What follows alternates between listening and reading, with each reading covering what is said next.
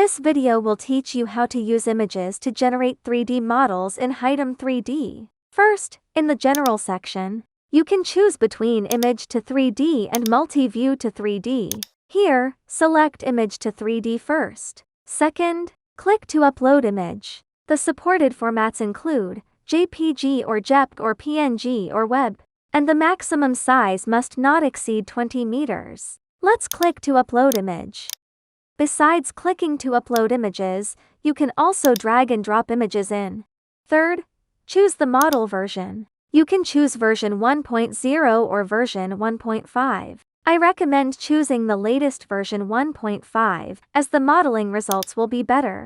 There are 4 resolution options. I will explain them in detail in the upcoming videos. Here, I choose the 1536 Pro. And you can also choose texture generation or turn off texture generation. For example, I choose to disable texture. Finally, click Generate. Please wait a moment. Your modeling work is complete. The effect is absolutely stunning. If you want to generate textures, you can also click here to continue. If you choose to generate the texture first, you will directly obtain a textured model. And you can still click here to turn off the textures and preview the geometric effects. That's it. You've just completed an experience of 3D modeling using images.